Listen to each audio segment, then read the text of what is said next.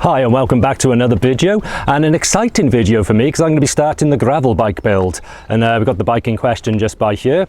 It's a slightly old Pinnacle. I picked it up pretty cheap. It's got an aluminium frame, 21 speed, disc brakes on it.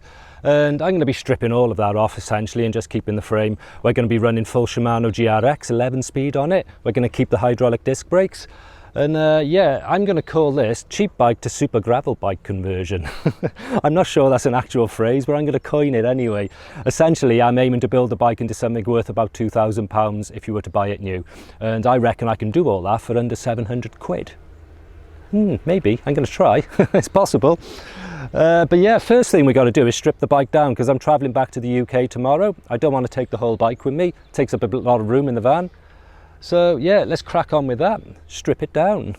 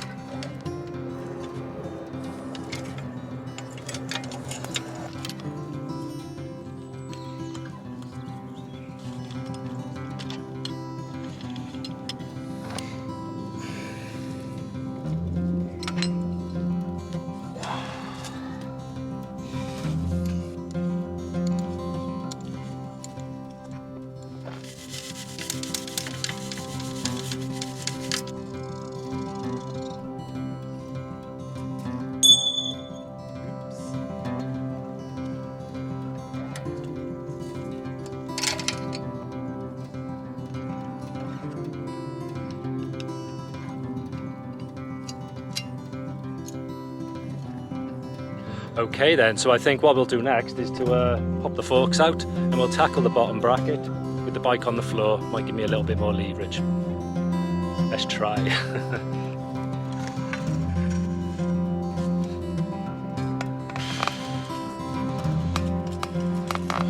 Okay then, so that's the bike all stripped down and ready to ship to the UK in my van.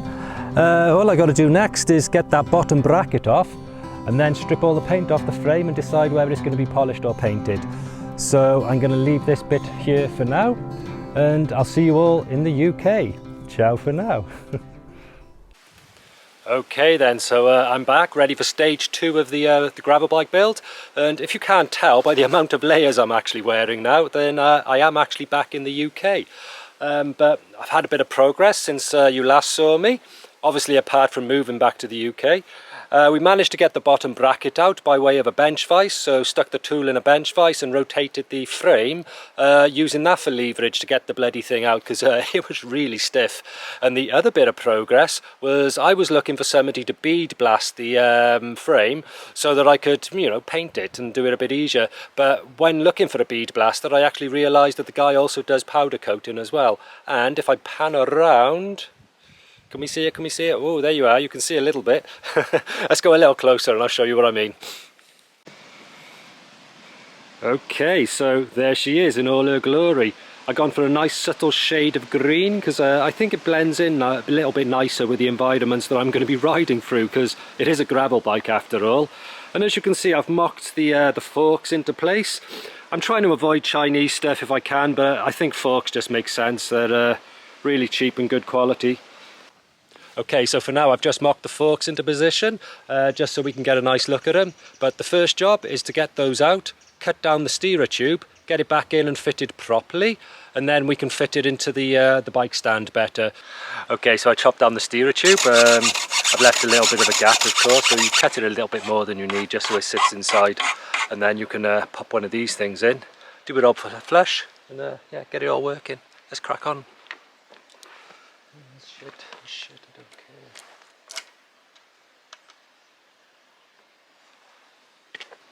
Let's just put a little bit of grease on the bolt so we don't get any problems later on. Okay, so for the bars, I've gone for these, which are FSA bars. I was thinking of getting exactly the same bars as my road bike because I really like them, and those are 40 centimeters wide. But no, I've gone for these and they got a little bit of a flare. I don't know if you can see that there. So these are 40 centimeter wide with a slight flare, so hopefully hopefully they'll be okay. Maybe I should have stuck with what I know, but I'm curious to see if these actually improve my comfort on the road, on the bike, possibly on the road bike as well. But yeah, feeling them. It seems good. Let's get them on.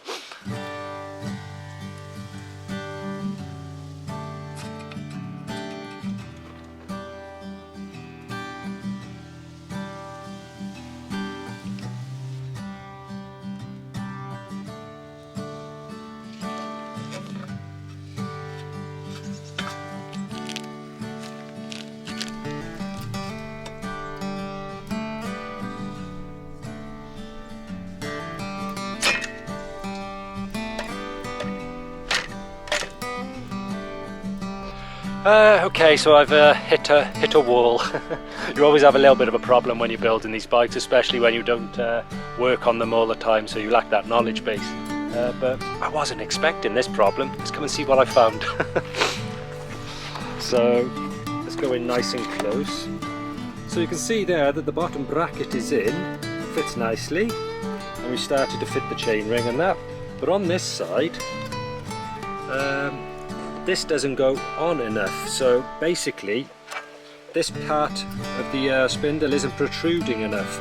So I guess, I don't know, I guess I'm gonna have to find a thinner version of these. Don't really know what to do at the moment.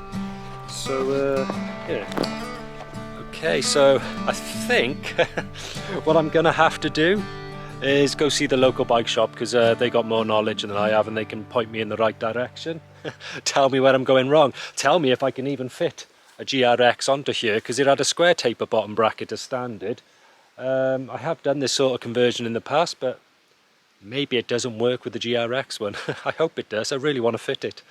Not much else for me to do today, because that's kind of stopped me in my tracks. So I'm going to put the cassette onto the back wheel and leave it there for the day, I think.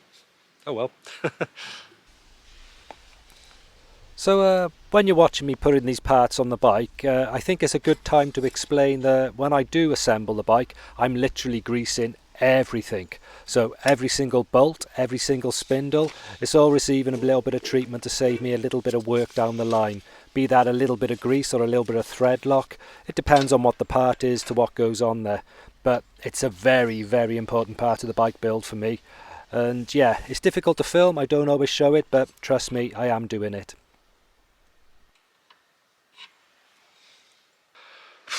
Okay, just come across another quite big problem, this one. I'm not sure how we're going to address this either, but there must be a part for it. So basically, when I go to fit the rear derailleur, it doesn't fit because it's touching on the sprockets. I'll show you what I mean now. Let's go have a look. Okay, so we need to line this hole here up with that hole there, which should be pretty straightforward really, but when you do, if you come round there, you can see it's catching on the sprockets. So, So I think what I need to do is try and find a slightly longer derailleur hanger, and hopefully these parts exist, because I'm sure I'm not the only person who's tried to fit these. So I'm going to have to go to the bike shop with 2 questions and hopefully I'll get 2 positive answers. One can only hope. So yeah, let's see. For now I'm going to pack the tools away, go make a coffee. And so the problem that we had with the derailleur not mounting onto the hanger was, and it's unbelievable this is, it was missing a bloody bracket. So I don't think I'm going to be using that bike shop again. I'm going to get the bracket fitted, stick it on the hanger. Job done. Okay, so here I'm just setting the high-low adjustment roughly into position for when the chain goes on. But obviously we can't do the chain yet because I'm still waiting to sort out the problem with the bottom bracket. But we'll figure that out. Yep, that looks perfect. That'll do. So that's ready to go now when we get the chain on. Let's do some cabling.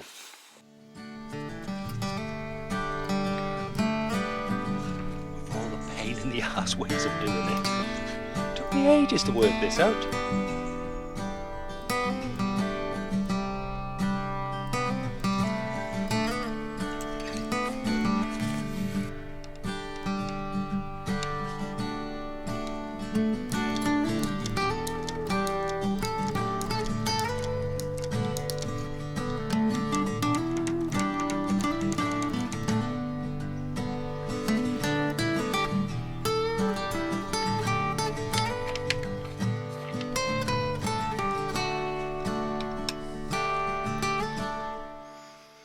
Okay then, so I think I've solved the problem with the crankset. I'm saying that now, but I haven't actually fitted it into place, but I've mocked it into place and it all looks good. So I'm going to go ahead, fit that on the bike, and then towards the end of the video I'm going to tell you what the problem was and also give you some more hints and tips should you want to go and build a bike like this yourselves. So let's go get it on the bike. Hopefully. Oh god.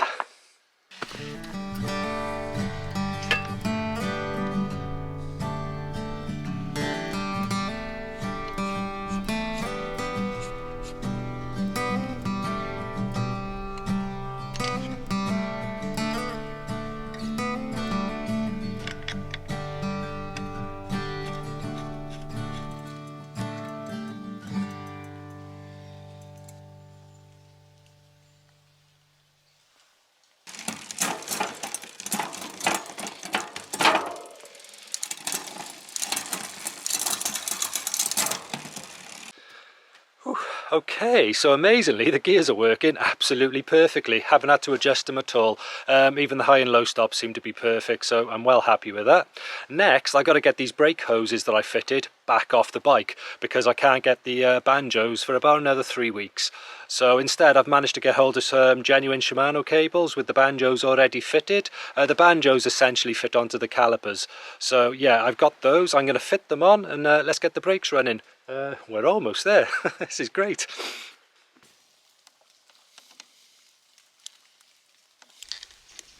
So another thing that's worth mentioning, as I don't bother to film it, is the fact that all of the bolts on the bicycle, they're all just going to be nipped up to start with, and then towards the end of the build I'll start going through everything with the torque wrench to the correct settings. And usually they're found on the bicycle, but you might have to go online and find the right specs just to get them up to the right settings.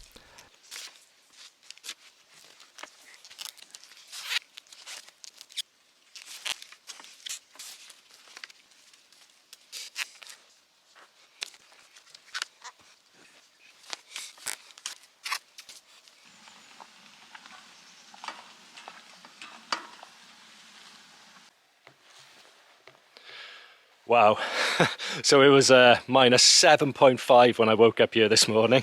You could probably see my breath, but I still had a few odds and sods to do to finish the bike off, but finish it I did, and there she is, she's all done. So I think we should talk about budget, because I said I was looking to build this at under £1,000, maybe even under 700 quid. I did bring it in at under 1,000. I didn't bring it in at under 700. I think that was a little optimistic. I think if I would have brought it in without having to buy the new brake calipers and the brake hoses to run onto those, I could have just about squeezed 700 quid, but the few extra problems meant that it cost me a total of £866, which I think is bloody good for a bike that's around about the spec of a £2,000 bike new. And I think you're going to have something to say about that with me comparing it to a £2,000 bike, but yeah, I'm sticking with it. Let me know what you think below. Let me know what you think of the bicycle as well. So let's take a closer look, guys.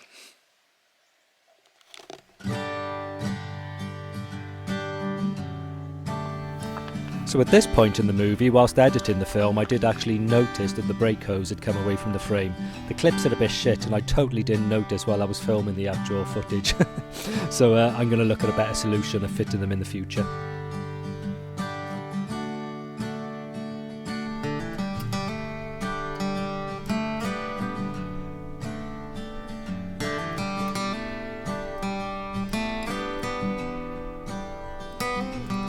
So it's also worth pointing out for the very eagle-eyed amongst you that I fitted a Hope chain guard protector, and it's actually smaller than the actual chain ring, whereas normally it should be larger because obviously it's there to protect the chain ring. But the reason I fitted this is to use as a spacer to help me run the correct chain line and get the gears working nicely, because 11 speed on a 1x is a bit spicy, there's quite a bit of bend in the chain, so it's going to help me to run a nice straight chain line.